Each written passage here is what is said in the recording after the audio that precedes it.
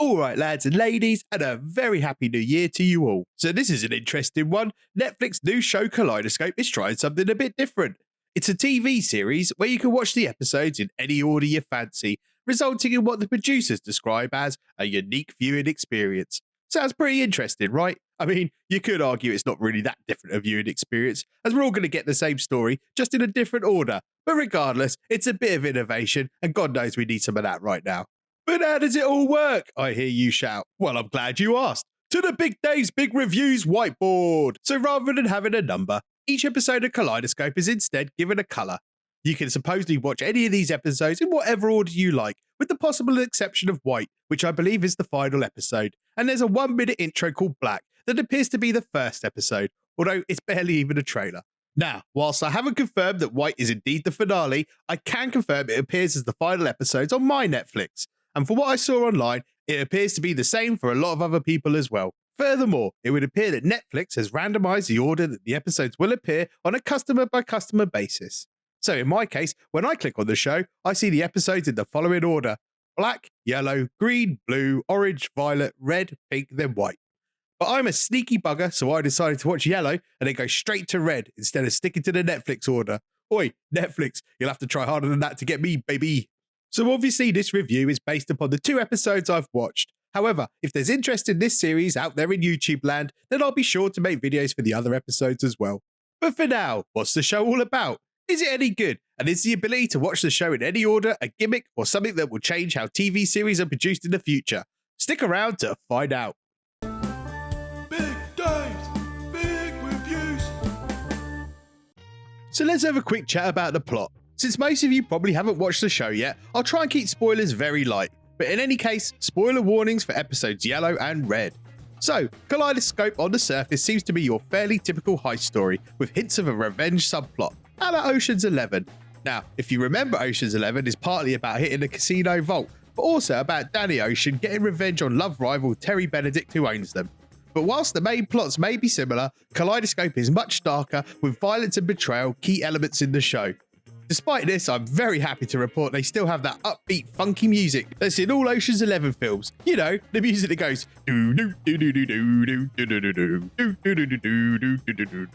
sorry about that, but I'm sure you get the picture.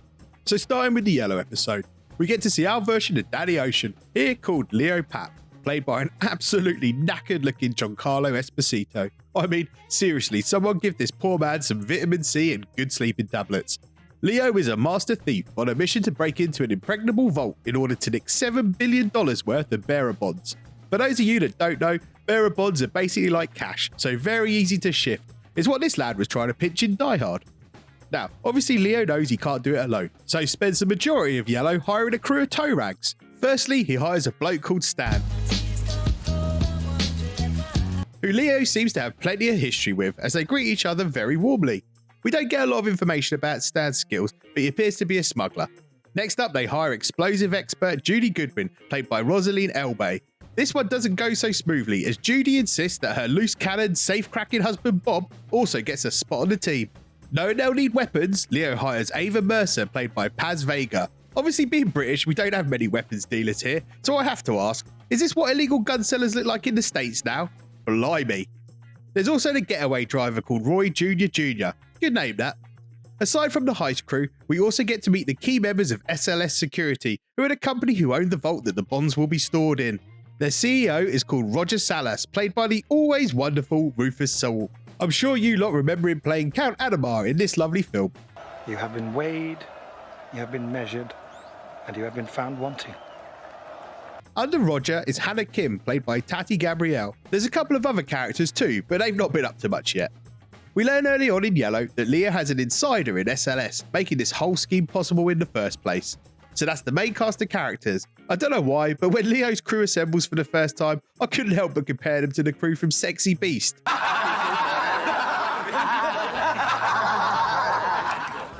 So I think that's enough about Yellow. Let's take a look at the red episode. But just before we do, can I kindly ask you lovely lot to subscribe? We're a very small channel, so I can honestly say that every subscriber really does mean the world to us. Thank you. Episode Red takes place immediately after the heist, and all's not well. We don't know exactly what went wrong, but clearly something did, as only Leo, Stan and Judy returned to the hideout, and there's not a bearer bond in sight. The finger pointing starts immediately. What went wrong? Did one of the crew steal the loot? Have they been betrayed? Where are the others? At the same time, Roger Salas is obviously on the warpath. His whole business depends on recovering the $7 billion worth of bonds, and he'll stop at nothing to do it. To make matters worse for him, the FBI have gotten wind that something might be amiss with his vault, and have sent the world's smuggest agent to investigate. Agent Abassi seems to think she's a pretty big deal. My clients are very private people. We can't allow just anyone inside. Sure, you understand? We're not just anyone. We're the FBI. She also loves a smug smile after pretty much every line of dialogue. Ah, brilliant stuff. Reminds me of Mrs. Big Dave. Don't know what she's got to be smug about though, being married to me. We see the violence crank up a notch as Salas's guns for hire discover the gang's hideout and attempt to overpower them. Leo and co manage to turn the tables and shoot the men dead. So think about this. The crew's injured, they don't trust each other as the heist has gone horribly wrong. Some of their team are missing, potentially dead or fled with the loot. They now know their cover is blown and that Salas is trying to kill them. They've just had their life or death fight with 3 goons and had to kill them, so now they're potential murderers on top of all their other crimes. So if you were making the series, would you show the crew fleeing the murder scene in fear for their lives with foreboding music accompanying them, or say fuck it and do the full Ocean's 11 slow motion walkout with upbeat funk?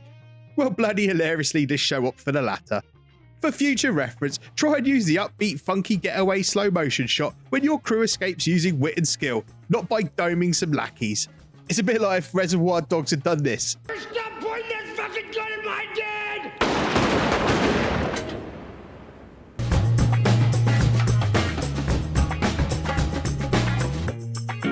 Right, enough messing about. What did I think of the show? Honestly, it's pretty good. Clearly, writer and producer Eric Garcia has been more than a little inspired by Ocean's 11, but that's not a bad thing. The show definitely is a little bit rough around the edges, and the playing the series in any order thing doesn't really seem to make a huge difference so far. If anything, it may hinder your viewing experience. Starting with Yellow made sense, since it introduces the characters and the heist. I can't help but think that had I started with Red, I wouldn't have had much clue about who was who and what the hell was going on. It makes me wonder whether everyone gets Yellow as their first episode after Black. Please let me know in the comments what order you got the show in. That aside, it's a decent little show. The plot's nothing we haven't seen before, but the slightly darker angle keeps it interesting. I really like how Stan's character has gone from kinda nerdy to actually threatening in the space of an episode.